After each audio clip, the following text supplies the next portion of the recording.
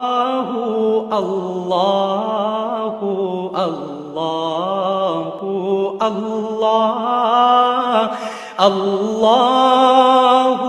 اللہ اللہ اللہ۔ میں نے جو متعدد مواقع سے آیات مبارکہ آپ کو سنائی کہ ہر جگہ پر چوٹی کی چیز صبر ہے، آخری چیز جو بیان ہوتی ہے وہ صبر ہے۔ سورۃ العصر میں آخری بات وَتَوَاصَوْا بِالصَّبْرِ یا ایھا الذین آمنوا استعینوا بالصبر والصلاۃ، اے ایمان والو مدد حاصل کرو صبر سے اور نماز سے۔ ان اللہ مع الصابرین، اللہ تعالیٰ صبر کرنے والوں کے ساتھ ہے۔ اور پھر آگے چل کر وَبَشِّرِ الصَّابِرِينَ الَّذِينَ إِذَا أَصَابَتْهُمْ مُصِيبَةٌ قَالُوا إِنَّا لِلَّهِ وَإِنَّا إِلَيْهِ رَاجِعُونَ، اے نبی بشارت دیجئے، خوشخبری دیجئے ان صبر کرنے والوں کو کہ جن پر جب بھی کوئی تکلیف یا مصیبت نازل ہوتی ہے تو کہتے ہیں کہ ہم اللہ ہی کے ہیں اور اللہ ہی کی طرف ہمیں لوٹ جانا ہے۔ صبر کا مفہوم ہے اپنے آپ کو تھامنا، روکنا، برداشت کرنا، تحمل کرنا، اور جو بھی اپنا ایک طے شدہ مقصد ہے کسی بھی مخالفت سے بددل ہوئے بغیر، کسی بھی تکلیف یا مصیبت سے ہراساں ہوئے بغیر اس کی طرف پیش قدمی کیے چلے جانا۔ بڑی سخت سردی پڑ رہی ہے، فجر کا وقت ہے، گرم پانی کا اہتمام نہیں ہے، اب اس وقت فجر کی نماز کے لیے اٹھنا، ٹھنڈا پانی اگر ہے تو وضو تو کرنا ہوگا، اس ٹھنڈے پانی سے وضو کرنا، اس وقت لحاف سے نکلنا ہی بہت مشکل، ٹھنڈے پانی سے وضو کرنا اور مصیبت۔ یہ جب تک انسان میں صبر کا مادہ نہ ہوگا ممکن ہی نہیں۔ اس کو کہیں گے صبر علی الطاعہ، اطاعت پر صبر کرنا۔ ناگواری محسوس ہو رہی ہے لیکن اس ناگواری کو برداشت کرتے ہوئے انسان اللہ کے حکم کے اوپر جمع رہے، اللہ کے حکم پر عمل کرے۔ یہ کیا ہے؟ یہ صبر ہے۔ اگر یہ صبر نہیں ہے تو ظاہر بات ہے کہ انسان اللہ کے اس حکم پر عمل نہیں کر سکے گا۔ صبر کا مادہ نہیں ہوگا تو آپ کام نہیں کر سکیں گے۔ اور اسی کا ایک دوسرا رخ ہے، جب آپ دعوت حق کے لیے کھڑے ہوں گے پہلا قدم کیا آتا ہے؟ استہزاء، تمسخر، مذاق اڑانا، جس کی میں مثال اب دینا چاہتا ہوں محمد الرسول اللہ صلی اللہ علیہ وسلم کی شخصیت سے۔ دیکھیے ہم کیا اور ہماری بساط کیا، ہم کیا مبلغ ہوں گے، کیا داعی ہوں گے، ہمارے اپنے دامن پر داغ ہوتے ہیں، لیکن یہ کہ محمد الرسول اللہ کے دامن پر کوئی داغ تھا؟ ان کو تو سارے مکے والے الصادق الامین کہتے تھے، نہایت محبوب شخصیت تھے، ان کے لیے تو جا صادق، جا الامین، یہ الفاظ سننے میں آتے تھے، آنکھوں کا تارا۔ لیکن جب آپ نے دعوت اب شروع کی، اب قرآن مجید میں دیکھیے کسی نے کہا مجنون ہو گئے، دماغ خراب ہو گیا، پاگل ہو گئے، اجی شاعر ہیں، کچھ شعر جوڑ لیتے ہیں ہم پر دھوس جماتے ہیں۔ کسی نے کہا ساحر ہے، کچھ جادو سیکھ لیا ہے، یہاں تک کہ ایسے بدبخت بھی پیدا ہوئے، قرآن میں ہے ساحر کذاب، سحر کرنے والا جادوگر نہایت جھوٹا۔ یہ الفاظ کہے جا رہے ہیں کس کی شان میں؟ محمد الرسول اللہ صلی اللہ علیہ وسلم۔ قرآن میں نقل کیا گیا یا ایھا الذی نزل علیہ الذکر انک لمجنون۔ کبھی آپ نے اس کا ترجمہ سوچا؟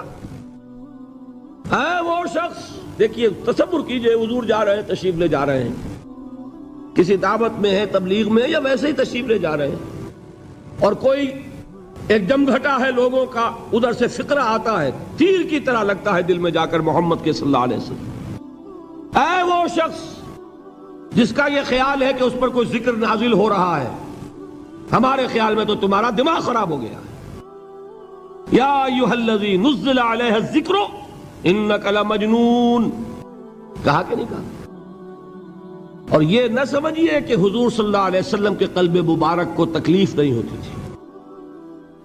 میں قرآن سے ثابت کروں گا، میں کہیں کوئی کہانیاں بیان نہیں کرنا چاہتا. قرآن نے کہا ہے وَلَقَدْ نَعْلَمُ أَنَّكَ يَضِيقُ صَدْرُكَ بِمَا يَقُولُونَ. اے نبی ہمیں خوب معلوم ہے صلی اللہ علیہ وسلم کہ جو کچھ یہ لوگ کہہ رہے ہیں اس سے آپ کا سینہ بھجتا ہے، یہ جو گھٹن ہوتی ہے، صدمہ ہوتا ہے. انَّكَ يَضِيقُ صَدْرُكَ بِمَا يَقُولُونَ، ہمیں خوب معلوم ہے کہ جو کچھ یہ باتیں آپ کو سننی پڑ رہی ہیں، یہ کڑوی کسیلی باتیں، یہ جو فقرے چست ہو رہے ہیں، استہزاء ہو رہا ہے، تمسخر ہو رہا ہے. سورہ حجر میں ہے، ایک جگہ کھڑے ہوئے لوگ قرآن کا مذاق اڑا رہے ہیں. بھائی فلاں آیت تم لے جانا، فلاں آیت میری ہوگی. اس کے ٹکڑے کر رہے ہیں، اس کے ٹکڑے حصے بکھرے کر کے قیمہ بنا کر ان آیات کا تمسخر اڑا رہے ہیں. ایک جگہ قرآن مجید میں مذکور ہے کہ فرشتوں کا مذاق اڑ رہا ہے. بھائی یہ دیکھو محمد نے کہا ہے صلی اللہ علیہ وسلم کہ جہنم پر تو کل 19 فرشتے ہیں، علیہا 19 قرآن میں آیت نازل ہوئی. ایک پہلوان کہتا بھائی 10 کو تو میں سنبھال لوں گا، باقی 9 کا تم انتظار کر لو. یہ باتیں آ رہی ہیں حضور کے کانوں میں. کلام الہی کے ساتھ کیا سلوک ہو رہا ہے، مجھ پر کیا فقرے چست کیے جا رہے ہیں، مجھ پر جس طریقے سے استہزاء اور تمسخر کا رویہ اختیار کیا گیا ہے. دل بھج رہا ہے، دل میں صدمہ ہے. دیکھیے سورہ نون ہے، اور میرے نزدیک یہ دوسری وحی ہے جو حضور پر نازل ہوئی ہے. اس کی ابتدائی آیات نون والقلم وما یسطرون ما انت بنعمت ربک بمجنون وَإِنَّ لَكَ لَأَجْرًا غَيْرَ مَمْنُونٍ وَإِنَّكَ لَعَلَىٰ خُلُقٍ عَظِيمٍ فَسَتُبْصِرُ وَيُبْصِرُونَ بِأَيِّكُمُ الْمَفْتُونُ إِنَّ رَبَّكَ هُوَ يَعْلَمُ بِمَنْ ضَلَّ عَنْ سَبِيلِهِ وَهُوَ أَعْلَمُ بِالْمُهْتَدِينَ. نون، قسم ہے قلم کی اور جو کچھ یہ لکھتے ہیں. اے نبی آپ اپنے رب کی نعمت سے مجنون نہیں ہیں. یہ کیوں کہا جا رہا ہے؟ حضور کو جو صدمہ پہنچا ہے وہی نازل ہوئی ہے دل جوئی کے لیے، تسلی کے لیے. آپ کیوں برا منا رہے ہیں؟ اے نبی آپ کیوں صدمہ اور رنج اور اندوہ محسوس کر رہے ہیں؟ ان بدبختوں کے کہنے سے کوئی آپ مجنون ہو جائیں گے؟ مانتا بے نعمت ربک بمجنون وَإِنَّ لَكَ لَأَجْرًا غَيْرَ مَمْنُونٍ. آپ کو جو یہ صبر کرنا پڑ رہا ہے، آپ کو جو یہ جھیلنا پڑ رہا ہے، اس کی وجہ سے آپ کو وہ اجر ملے گا جس کا سلسلہ کبھی منقطع نہیں ہوگا. وَإِنَّكَ لَعَلَىٰ خُلُقٍ عَظِيمٍ. اور اے نبی آپ تو خلق عظیم کے حامل ہیں. آپ کا اخلاق، آپ کا کردار، آپ کی سیرت، آپ کی شخصیت میں طہارت، نفاست، پاکیزگی، آج تک دنیا نے کوئی پاگل، کوئی مجنون ایسا بھی دیکھا؟ یہ ساری باتیں اللہ تعالیٰ حضور کی دلجوئی کے لیے فرما رہے ہیں. اس سے آپ اندازہ کیجئے کہ کتنا صدمہ ہوتا ہوگا. یہی ہے، اس ساری چیز کو جمع کیجئے تو یہ چیز کیا ہے؟ وَاصْبِرْ عَلَىٰ مَا يَقُولُونَ وَاهْجُرْهُمْ هَجْرًا جَمِيلًا. صبر کرو اے نبی، صبر کرو اے محمد صلی اللہ علیہ وسلم، جھیلو اور برداشت کرو اس پر جو یہ کہہ رہے ہیں. یریدون لیطفئوا نور اللہ بافواہہم. یہ چاہتے ہیں کہ اللہ کے نور کو اپنے منہ سے بجھا دیں، پھونکے مار کے ہی بس. نور خدا ہے کفر کی حرکت پہ خندہ زن، پھونکوں سے یہ چراغ بجھایا نہ جائے گا. یریدون لیطفئوا نور اللہ بافواہہم واللہ متم نورہ ولو کرہ الکافرون. یہ چاہتے ہیں کہ اپنے منہ کی پھونکوں سے اللہ کے نور کو بجھا دیں، حالانکہ اللہ تعالیٰ تو اپنے نور کا اتمام فرما کر رہے گا، خواہ ان کافروں کو کتنا ہی ناگوار ہو.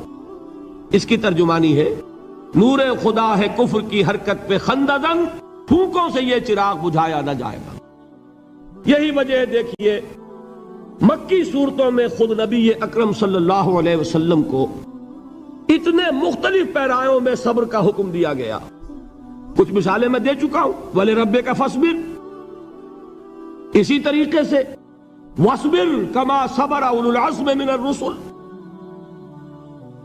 اے نبی صبر کیجئے جیسے کہ صبر کیا ہمارے اولو العزم رسولوں نے. وَاصْبِرْ وَمَا صَبْرُكَ إِلَّا بِاللَّهِ، اے نبی صبر کیجئے اور آپ کا صبر تو اللہ ہی کے سہارے ہے.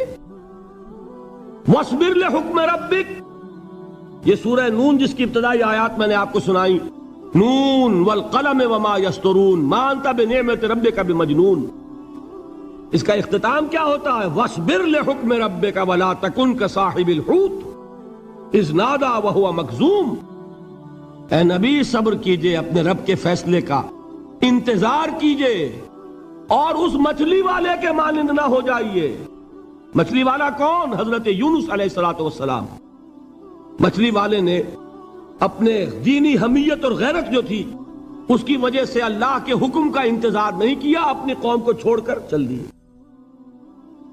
نبی کا رسول کا یہ معاملہ ہوتا ہے جیسے کہ آپ کو معلوم ہے کوئی افسر ہے کسی حکومت کا، وہ اپنی پلیس آف ڈیوٹی کو نہیں چھوڑ سکتا. He must stick to his place of duty. بڑے افسرز کے لیے تو یہ بہت بہت اہم بات ہے. تو اے رسول جہاں آپ کو ہم نے تعینات کیا ہے آپ وہاں سے ہل نہیں سکتے کہ ذرا مخالفت ہوئی، لوگوں نے فقرے چست کیے اور آپ کہیں اور چل دیے. دفعہ ہو یہ بات نہیں سننا چاہتے، میں کسی اور کو سناؤں گا. ہو سکتا ہے نا؟ ہم تو کرتے ہیں نا یہ، اس لیے کہ ہمیں تو اللہ نے کہیں تعینات تو نہیں کیا نا. اگر ایک جگہ کے لوگ بات نہیں سنتے، چلو بھائی ہم کہیں اور جائیں گے، وہاں بات سنائیں گے. لیکن رسول کا معاملہ ہوتا ہے جو اس کی پلیس آف اپوائنٹمنٹ ہے، he cannot leave his place without the express permission of Allah سبحانہ و تعالی. آپ نے یہ سنا ہوگا، سیرت کی تقاریر میں پڑھا ہوگا کہ مدینے کی طرف ہجرت کی اجازت حضور نے تمام صحابہ کو دے دی، خود منتظر رہے جب تک کہ اللہ کی طرف سے اجازت نہیں آ گئی. حضرت ابو بکر پوچھتے رہتے تھے حضور اجازت آ گئی کہ نہیں؟ نہیں ابھی نہیں آئی. حضور اذن آ گیا؟ نہیں آیا. ابھی نہیں آیا. حبشہ کی طرف سب کو بھیج دیا، اجازت دے دی جو جانا چاہے چلا جائے. حضور کی صاحبزادی جو حضرت عثمان کے نکاح میں تھی وہ بھی ہجرت کر رہی ہیں، لیکن حضور تو نہیں گئے. رسول نہیں چھوڑ سکتا اپنی جگہ کو. یہاں تک کہ تمام تقریباً صحابہ چلے گئے، حضور رہ گئے، حضرت ابو بکر رہ گئے، حضرت علی رہ گئے. اور حضرت ابو بکر پوچھ رہے ہیں بار بار اجازت آئی یا نہیں؟ نہیں ابھی نہیں آئی. حضرت عائشہ نے واقعہ بیان کیا کہ ایک روز اچانک دوپہر کے وقت ہم نے دیکھا کہ حضور نے اپنے پورے جسم کو ڈھانپا ہوا ہے، چہرے کو بھی کپڑے میں ڈھانکا ہوا ہے اور تشریف لا رہے ہیں. یہ اس میں تعجب کی بات یہ کہ عرب میں آج بھی آپ کو معلوم ہے کہ یہ چیز جو ہے ان کی روایات کے خلاف ہے کہ دوپہر کے وقت کوئی کسی سے ملنے جائے. یہ وقت جو ہے قیلولے کا ہے، آرام کا ہے. تو این ٹھیک دوپہر کے وقت تشریف لائے حضور. آپ نے آ کے حضرت ابو بکر سے فرمایا کہ اجازت آ گئی ہے. حضرت ابو بکر نے بہت خوش ہو کر ایک بات کہی، حضور میں نے 2 اونٹنیاں تیار کی ہوئی ہیں. یعنی اب آپ وہ تو سوچتے تھے نا شاباش ملے گی کہ میں نے تیاری کی ہوئی ہے. میں نے 2 اونٹنیوں کو خوب کھلا پلا کے فربا کیا ہوا ہے، بڑی توانا ہے تاکہ ہم تیزی کے ساتھ سفر کر سکیں. حضور نے توقف کیا، فرمایا ہاں ٹھیک ہے، 1 اونٹنی میں استعمال کروں گا لیکن میں اس کی قیمت ادا کروں گا. حضرت ابو بکر کی آنکھوں میں آنسو آ گئے. روتے ہوئے کہا حضور مجھ سے یہ مغایرت، کیا یہ جان اور مال کسی اور کے لیے ہے؟ آپ مجھ سے بھی کہہ رہے ہیں میری اونٹنی جو ہے وہ بھی بلا معاوضہ آپ قبول نہیں فرما رہے. یہ ہے محمد الرسول اللہ کی غیرت اور حمیت کا معاملہ. اب دیکھیے ایک بات عجیب ہے، یہ ربط اپنے ذہن میں رکھیے. اللہ تو صبر کی تلقین کر رہا ہے اپنے رسول کو، اور رسول یہی تلقین کر رہے ہیں اپنے صحابہ کو. صبر کرو، جھیلو، برداشت کرو، ہاتھ مت اٹھانا، کوئی جوابی کارروائی نہیں ہوگی، بلکہ اپنے اوپر جھیلو جو کچھ جھیلنا ہے، ڈٹے رہو، پیچھے مت ہٹنا، یہ صبر ہے. لیکن ہاتھ اٹھانے کی اجازت نہیں. چنانچہ اب ذرا چشمے تصور سے دیکھیے، ابو جہل اس نے جو بدترین روش اختیار کی، وہ ایک خاندان تھا حضرت یاسر، ان کی اہلیہ حضرت سمیہ اور ان کے فرزند حضرت عمار. رضی اللہ تعالی عنہم یہ غلام نہیں تھے. حضرت سمیہ تو کنیز تھیں لیکن یاسر غلام نہیں تھے. ان کی کہانی یہ ہے، واقعہ یہ ہے کہ یہ بہت نیک آدمی تھے. یاسر یمن کے باشندے. انہیں کو خواب میں بشارت ہوئی کہ نبی کا ظہور ہونے والا ہے مکے میں، جاؤ شاید ان کے قدموں تک پہنچ جاؤ. یہ یمن سے ترک وطن کر کے مکے آ گئے. ابو جہل کا ایک چچا تھا، بہت شریف النفس انسان، اس کے ساتھ معاہدہ کیا حلیف بن کر، اور وہ مکے میں رہنے لگے. اس لیے کہ یہ نوٹ کر لیجئے، مکہ اس وقت ایک قبیلے کا شہر تھا، صرف قریش. یا قرشی رہ سکتا تھا وہاں یا قرشی کا حلیف، کہ اگر تو کسی قرشی نے آپ کو امان دی ہوئی ہے تو آپ رہ سکتے ہیں مکے میں، ورنہ نہیں. یا تیسرے قرشی کا غلام. غلام تو ملکیت ہی ہے اس کی، جیسے بھیڑ بکری ہے کسی قرشی کی، اسی طرح اس کے غلام ہے. یہ تین کیٹیگریز تھی انسانوں کی مکے میں. اسی کو نوٹ کیجئے کہ جو بیچارے غلام تھے وہ سب سے زیادہ ستائے گئے، اس لیے کہ غلاموں کے تو حقوق ہی کوئی نہیں تھے. بلال غلام تھے، ابو فقی غلام تھے، زنیرہ ایک کنیز تھی. ان کو جو ماریں پڑی ہیں اس کا آپ کو معلوم ہے. حضرت بلال کے ساتھ جو کچھ امیہ ابن خلف نے کیا، کہ جس طریقے سے کہ حیوانوں کی لاشیں جو ہے کھینچ کر گھسیٹ کر لے جائی جاتی ہیں، ان کی گردن میں رسی ڈال کر گھسیٹتے، اسی طریقے سے حضرت بلال کے گردن میں رسی ڈال کر ٹھیک دوپہر کے وقت مکے کی سنگلاخ گلیوں کے اندر گھسیٹا جاتا تھا. نیچے زمین جل رہی ہے توے کی طرح، اور ویسا بھی ہوتا تھا کہ چت لٹا دیا، اوپر سے وہ آگ مکے کا، کہ سورج جو ہے ذرا نوٹ کیجئے، آگ برسا رہا، نیچے زمین توے کی طرح جل رہی ہے. اور ایک بھاری سل بھی لا کر جو ہے سر پر رکھ دی، چھاتی پر رکھ دی گئی ہے کہ آواز نہیں نکل رہی، جھاگ نکل رہے منہ سے. لیکن اس حال میں بھی احد احد احد، ایک ایک اللہ، قل هو اللہ احد، الفاظ نکل رہے. یہ ہے وہ صبر، صبر علی الابتلاء، صبر علی الایذاء. یہ ابتلاء اور ایذاء پر صبر ہے. جھیلو، برداشت کرو، اس توحید پر قائم رہو، محمد کی رسالت کے اقرار کرتے رہو صلی اللہ علیہ وسلم، لیکن ہاتھ نہیں اٹھانا. اب میں آپ کو بتا رہا تھا یہ تو غلام تھے، یہ جو تھے یاسر یہ حلیف تھے، غلام تو نہیں تھے نا.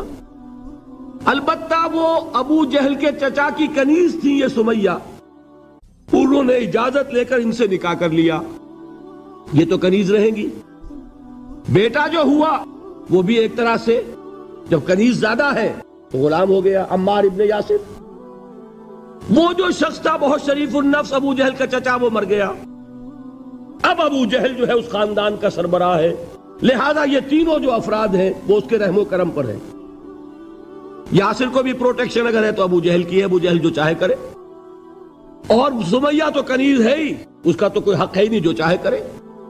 اور عمار ان دونوں کا بیٹا ہے، لہذا بدترین معاملہ کیا ابو جہل نے ان تین افراد کے ساتھ. حضرت سمیہ کے ساتھ جو کچھ کیا گیا ہے آپ اس کا تصور نہیں کر سکتے. بالآخر جو شہید کیا ہے حضرت سمیہ کو، ایذائیں دے دے کے، سسکا سسکا کے، ان کے جسم کے نازک حصوں کو جلا کے، داغ دے کر. کہتا کیا تھا؟ ایک دفعہ کہہ دو کہ میرا جو یہ بت ہے یہ بھی الہ ہے، مان لو میں چھوڑ دوں گا. تنگ آ گیا کسی طریقے سے، ایک دفعہ کہہ دو پھر میں چھوڑ دوں گا. لیکن یہ میاں بیوی حضرت یاسر اور حضرت سمیہ رضی اللہ تعالی عنہما، یہ ہے ثبات، یہ ہے صبر، یہ ہے استقلال. ایک مرتبہ بھی کہنے کے لیے تیار نہیں ہوئے جو چاہو کر لو، اب ہم تو اس سے پیچھے نہیں ہٹیں گے. تنگ آ کر اس نے حضرت سمیہ کی تو شرمگاہ میں برچھا مارا اور شہید کیا. حضرت یاسر کے بارے میں ایک روایت یہ ہے، ستا ستا کے، تنگ کر کر کے، آخر کار جو ختم کیا، انہیں شہید کیا کس طرح؟ 4 سانڈ اونٹ جوان، ان سے رسے باندھے، ایک رسے سے ایک بازو باندھا، دوسرے سے دوسرا بازو باندھا، تیسرے سے ایک ٹانگ باندھی، چوتھے سے دوسری ٹانگ باندھی، اور چاروں کو دوڑایا ہے کہ جسم کے پرخچے ہوں گے۔ اس وقت سامنے سے حضور گزرتے تھے جبکہ آل یاسر کے ساتھ یہ معاملہ ہو رہا ہے، کیا فرماتے تھے؟ اسبروا یا آل یاسر فإن موعدکم الجنہ، اے یاسر کے گھر والوں صبر کرو، جھیلو، اس لیے کہ تمہارے وعدے کی جگہ جنت ہے۔ اللہ تعالیٰ ادھر آنکھ بند ہوگی ادھر جنت میں تمہارا داخلہ ہو جائے گا۔ یہ ہے تواصوا بالصبر، والعصر ان الانسان لفی خسر۔ یہ تواصوا بالصبر پر کون عمل کر رہا ہے؟ محمد الرسول اللہ صلی اللہ علیہ وسلم۔ دے تو بھی محمد کی صداقت کی گواہی۔ یہ صداقت کی گواہی دیتے ہوئے انہوں نے اپنی جانیں دے دی۔ 4 سے لے کر 12 تک 8 برس، اس کو کہتے ہیں پرسیکیوشن، فزیکل پرسیکیوشن، تشدد، مار پیٹ، جلانا، دہکتے ہوئے انگاروں پر لٹانا، فاقے رکھنا، بھوکے رکھنا، ان کو ڈال دی گئی زنجیریں، گھروں میں بند کر دیا گیا نوجوانوں کو۔ حضرت عثمان کو چچا نے ان کے ایک چٹائی کے اندر لپیٹا اور دھونی دے دی، دم گھٹ رہا ہے، جان نکل رہی ہے۔ حضرت مصعب بن عمیر رضی اللہ تعالی عنہ، وہ نوجوان 200 درہم کا جوڑا ان کا سل کر آتا تھا شام سے تیار ہو کر، لباس معطر ہوتا تھا، جدھر سے نکل گیا پوری گلی جو ہے وہ معطر ہو گئی، انگلیاں اٹھ رہی ہیں، وہ جا رہا ہے مصعب، یہ خوشبو اس کی ہے۔ اس مصعب کے ساتھ کیا سلوک کیا؟ باپ تو مر چکا تھا، ماں نے پالا تھا، دولت بہت چھوڑ کر گیا تھا باپ، لہذا ماں نے بڑے ناز و نام میں پالا، بڑے لاڈ پیار میں، 200 درہم کا جوڑا تیار ہو رہا ہے۔ لیکن یہ کہ آپ کو معلوم ہے عرب کے اس معاشرے میں عورت کی کوئی حیثیت نہیں تھی، ماں کا اختیار نہیں تھا، چچا تھا آپ سربراہ خاندان کا۔ چچا نے کہا مصعب، اگر تم نے اپنے باپ کا دین چھوڑ دیا ہے تو باپ کی دولت پر بھی تمہارا کوئی حق نہیں ہے، نکل جاؤ گھر سے۔ اس نے یہ سوچا تھا کہ مصعب کے ہوش ٹھکانے آ جائیں گے، دن میں تارے نظر آ جائیں گے، ناز و نام میں پلا ہوا، گھر سے نکل کے جائے گا کہاں؟ یہ سارا نشہ جو ہے توحید کا، یہ حیران ہو جائے گا۔ حضرت مصعب کا جواب بالکل برعکس تھا، اچھا ٹھیک ہے چچا جان، میں گھر چھوڑتا ہوں۔ وہی بات جو کبھی کہی تھی ابراہیم نے، باپ نے کیا کہا تھا؟ واجرنی ملیہ، جاؤ چلے جاؤ، دفع ہو جاؤ میری نگاہوں سے۔ حضرت ابراہیم نے کیا جواب دیا تھا؟ سلام علیک ساستغفر لک ربی انہ کان بی حفیہ۔ اچھا ابا جان، آپ کا حکم یہی ہے تو میں چلتا ہوں، آپ پر سلامتی ہو، میرا رب مجھ پر بڑا مہربان ہے، میں اس سے آپ کے لیے استغفار کروں گا۔ چل دی۔ یہی جو ہے حضرت ابراہیم ہی کی نسل ہے نا قریش۔ آج ابراہیم کے ایک بیٹے کے ساتھ وہی معاملہ ہو رہا ہے، مصعب کے ساتھ، اور مصعب چلنے کے لیے تیار ہو گئے۔ چچا نے سوچا، میں سمجھتا تھا کہ ہوش ٹھکانے آ جائیں گے، یہ تو تیار ہو گیا نکلنے کے لیے۔ غصے میں آ کے اگلی بات کہی، یہ کپڑے جو پہنے ہوئے تم نے یہ بھی اسی مشرک باپ کی کمائی کے ہیں، اتارو ان کو۔ وہیں کپڑے اتارے، مادر زاد برہنہ گھر سے نکالے گئے۔ ماں کے پاس پہنچے، ماں نے آنکھوں پر ہاتھ رکھے، وہ سب کیا ہوا؟ ماں سے کہتے ہیں کہ ماں میں موحد ہو گیا، اور وہاں سے گئے پھر حضور کی خدمت میں، کپڑے کہیں سے مانگے ہوں گے۔ یہ مصعب ہیں 200 درہم کا جوڑا پہننے والے۔ جب حضور پر مدینے کے 12 افراد ایمان لائے تھے، بیعت عقبہ اولیٰ ہوئی، انہوں نے کہا کہ حضور ہمیں کوئی شخص اپنا ایسا شاگرد دیجئے جو ہمیں قرآن پڑھا سکے۔ حضور نے حکم دیا مصعب جاؤ، اب مدینے جاؤ، یثرب جاؤ، یثرب والوں کو قرآن پڑھاؤ، انہیں تبلیغ کرو۔ مصعب گئے ہیں وہاں، 1 سال کی کمائی 75 افراد لا کر حضور کے جھولی میں اگلے سال ڈال دیے کہ حضور یہ میری 1 سال کی کمائی ہے، 72 مرد 3 عورتیں۔ بہرحال وہ مصعب بن عمیر ہیں جو غزوہ احد میں شہید ہوئے، اور جب شہید ہوئے تو ان کے جسم پر صرف ایک چادر تھی۔ یہی چیزیں ہیں اصل میں کہ جو ہمارے دلوں کو منور کرنے والی ہیں نور ایمان سے۔ وہ علم بردار تھے غزوہ احد میں، جھنڈا مسلمانوں کا ان کے پاس تھا۔ ایک ہاتھ پر ایک شانے پر وار پڑا، ہاتھ کٹ گیا، دوسرے سے تھاما، دوسرے پہ کٹ گیا، اب دونوں حصوں کے بچے ہوئے ٹکڑوں سے جھنڈے کو تھاما، گرنے نہیں دیا، یہاں تک کہ شہید ہو گئے۔ گرے ہیں تو جھنڈا گرا ہے۔ شکل میں حضور سے بہت مشابہ تھے، خبر اڑ گئی کہ محمد شہید ہو گئے صلی اللہ علیہ وسلم۔ یہ مصعب بن عمیر کا واقعہ ہے۔ جب ان کو اب دفن کرنے کا وقت آیا، اور شہید کے لیے کفن جو ہے اس کا وہی لباس ہوتا ہے جو شہادت کے وقت ہو، حضور کے سامنے ایک پرابلم پیش کیا گیا. حضور، مصعب کے جسم پر تو ایک چادر تھی، اور وہ چادر بھی اتنی چھوٹی ہے، یعنی 2 گز کی چادر بھی نہیں ہے. اس سے اگر سر ڈھانپتے ہیں مصعب کا تو پیر کھل جاتے ہیں، پیر ڈھانپتے ہیں تو سر کھلتا ہے. کیا کریں؟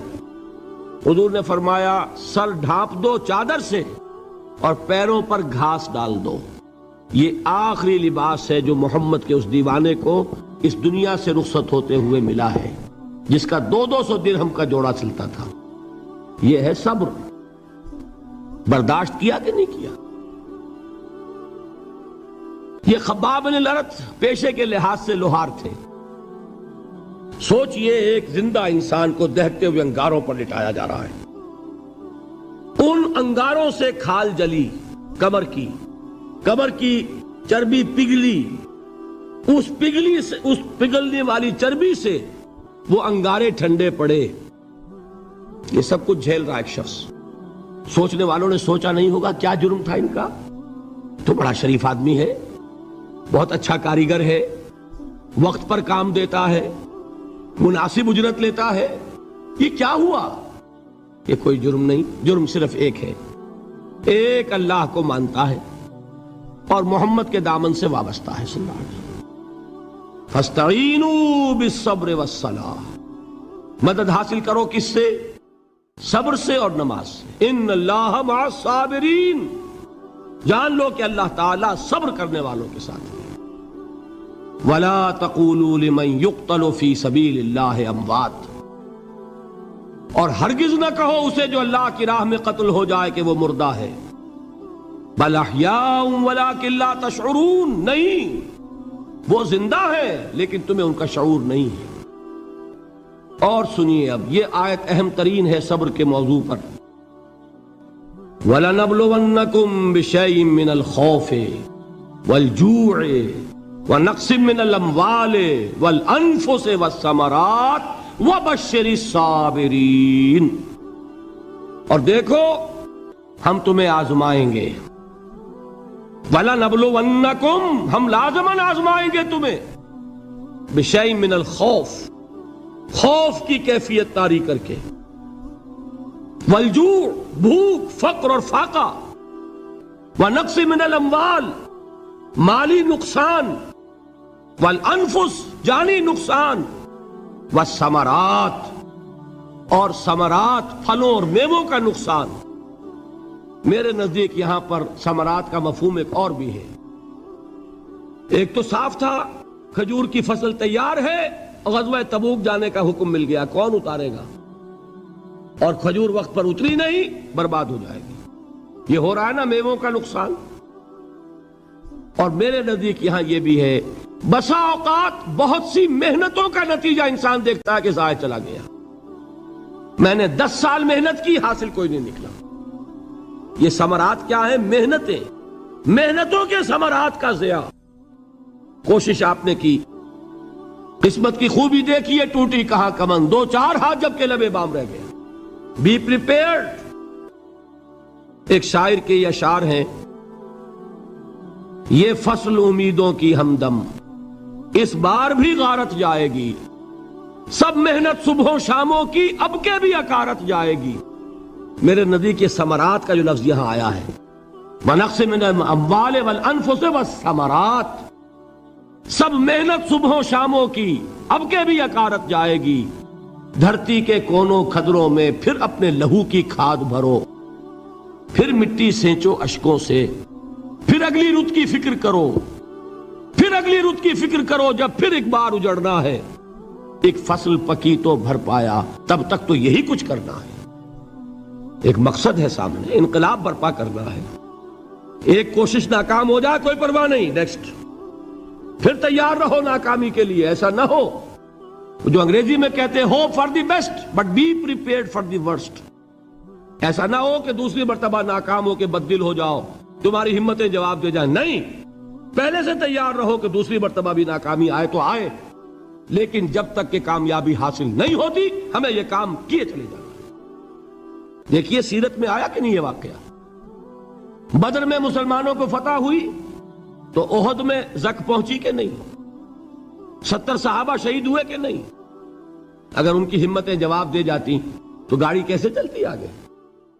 تو فرمایا وَلَنَبْلُوَنَّكُمْ بِشَيْءٍ مِّنَ الْخَوْفِ وَالْجُوعِ وَنَقْصٍ مِّنَ الْأَمْوَالِ وَالْأَنفُسِ وَالثَّمَرَاتِ، ہم تمہیں لازم آزمائیں گے خوف کی کیفیت سے، فقر و فاقے کی کیفیت سے، بھوک سے، جان کے نقصان سے، مال کے نقصان سے، محنتوں کے حاصل کے ضائع ہو جانے سے۔ وَبَشِّرِ الصَّابِرِينَ، اور اے نبی بشارت دیجئے صبر کرنے والوں کو۔ الَّذِينَ إِذَا أَصَابَتْهُمْ مُصِيبَةٌ، وہ کہ جب ان پر کوئی تکلیف آئے، کوئی مصیبت آئے، کوئی آزمائش آئے، قَالُوا إِنَّا لِلَّهِ وَإِنَّا إِلَيْهِ رَاجِعُونَ، وہ یہ کہیں کہ ہم اللہ ہی کے ہیں، اللہ ہی کی طرف لوٹ جانا ہے۔ یہ وہی انداز ہے جو میں نے فارسی کا شعر سنایا تھا آپ کو کہ سرے تسلیم خم ہے جو مزاج یار میں آئے۔ وہ ہمارا مولا ہے، ہمارا آقا ہے، اگر اسے یہی منظور ہے تو ہمیں بھی یہی منظور ہے۔ میں نے تسلیم و رضا کی بات کی تھی نا، آپ کو کچھ شعر سنائے تھے، ایک شعر اور سنیے، اور یہ کس کا ہے؟ محمد علی جوہر کا۔ ایک مرتبہ جیل گئے، ان کی ایک بیٹی جوان بیمار ہوئی، فوت ہو گئی، باہر چھوڑا انگریز نے، جاؤ بھائی دفن کر دو بیٹی کو۔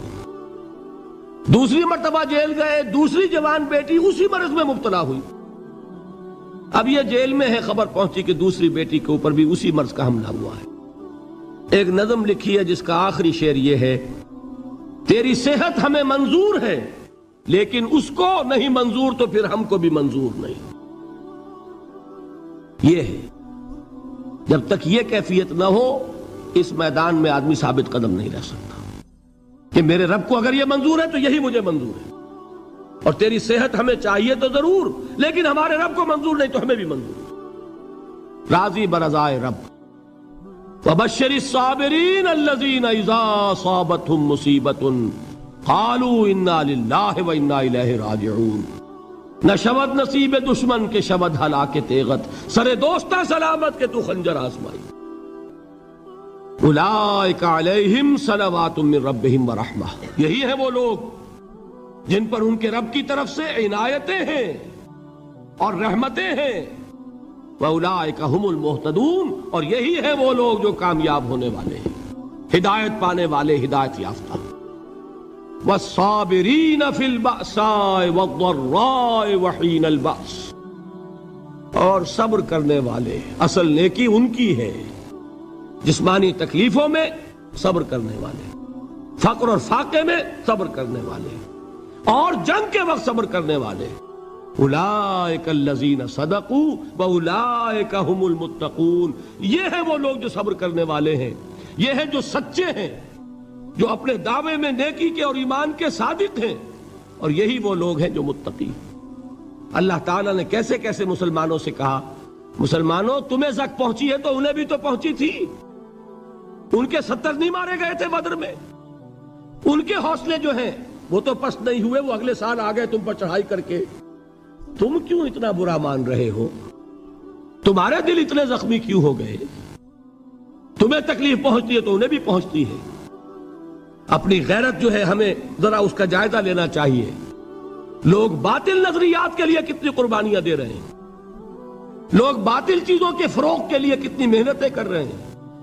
جیسا کہ میں نے ابھی کہا تھا، اسی غیرت کو چیلنج کرنے کے لیے، ذرا آپ کی حمیت دینی کو جوش دلانے کے لیے، قادیانی نوجوان کتنی تعداد میں اپنے آپ کو دین کے لیے وقف کرتا ہے، اور آپ کتنے نوجوان ہیں جو اپنے آپ کو دین کے لیے وقف کر دیں،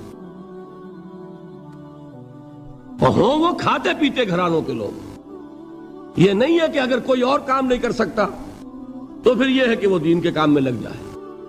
باصلاحیت لوگ، کھاتے پیتے لوگ، ذہنی استعداد رکھنے والے لوگ، اونچے گھرانوں کے لوگ، وہ وقف کریں اپنے آپ کو دین کے لیے۔ اس کے بغیر کیسے باہر آ جائے گی، کیسے رونق آ جائے گی؟ تو دنیا میں باطل نظریات والے جو ہیں، یہ بات کہی گئی ہے، مسلمانوں تم اگر توحید کے لیے لڑ رہے ہو، دیکھتے نہیں ابو جہل کو، اس نے گردن کٹوائی ہے شرک کے لیے، شرک کے لیے گردن کٹوائے اور تم توحید کے لیے گردن کٹوانے کو تیار نہ ہو. اس نے گردن کٹوائی کہ نہیں کٹوائی؟ اور کس طرح کٹوائی ہے؟ کیونکہ بڑا متکبر قسم کا، فرعون قسم کا شخص تھا. جب گردن کاٹنے لگے تو کہتا ہے ذرا نیچے سے کاٹنا، تاکہ جب تم نیزے کے اوپر چڑھاؤ میرے سر کو تو اونچا نظر آئے، معلوم ہو سردار کا سر ہے. وہ بدبخت مرتے ہوئے بھی جو اس کی یہ کیفیت تھی نا، اس کو ذہن میں رکھیے. تو یہ اس لوگوں نے قربانیاں دی، جانیں دی. تو فرمایا اگر تم ان سے زیادہ قربانی نہیں دو گے، یہ جو نوٹ کر لیجئے اس کو، مجرد اگر حق کو غالب کرنا اللہ کے ذمے ہو تو آنے واحد میں غالب کر دے گا، تمہیں تکلیف ہی دینے کی ضرورت نہیں. سمجھ رہے؟ کیا اللہ کے مقابلے میں کوئی باطل کی طاقت ٹھہر سکتی ہے؟ یہ تمہارے ایمان کا امتحان ہے، یہ تمہارے خلوص کی آزمائش ہے، یہ تمہارے امتحان کا ثبوت درکار ہے کہ اللہ تعالیٰ دیکھنا چاہتا ہے تم اس کے لیے اپنی جانیں قربان کرنے کو تیار ہو کہ نہیں، تم اس کے لیے تن من دھن لگانے کو تیار ہو کہ نہیں. اور یہ جان لو کہ اگر کفار اور مشرکین اور ملحدین اور باطل نظریات والے وہ جو کچھ قربانیاں اپنے باطل نظریات کے لیے دے رہے ہیں، ان سے زیادہ اگر تم نہیں دو گے تو حق غالب نہیں ہوگا. انہوں نے جو صبر کیا ہے اپنے باطل نظریات پر، اگر تم اس سے زیادہ صبر کا ثبوت نہیں دو گے اپنے اس حق پر تو حق غالب نہیں ہوگا. اس لیے فرمایا یا ایھا الذین آمنوا اصبروا وصابروا. نہ صرف یہ کہ صبر کرو بلکہ صبر میں اپنے دشمنوں سے آگے نکلو، ان کے صبر سے بڑھ کر صبر کرو. ورابطوا، مرابطہ کہتے ہیں چوکس رہنا، ہوشیار، پہرا دو. ایسا نہ ہو کہ دشمن جو ہے غفلت میں تمہارے اوپر کوئی حملہ جو ہے کر بیٹھے. واتقوا اللہ، اور اللہ کا تقوی اختیار کرو، لعلکم تفلحون، تاکہ تم فلاح پاؤ. یہ ہے حضرات تواصوا بالصبر. میں نے عرض کیا تھا ہر جگہ پر آپ کو چوٹی کی بات صبر ملے گا. آیت الکرسی، آیت البر جو میں نے آپ کو سنائی آخر میں، والصابرین فی الباساء والضراء وحین الباس. حامیم سجدہ، وما یلقاها الا الذین صبروا وما یلقاها الا ذو حظ عظیم. اللہ اللہ اللہ اللہ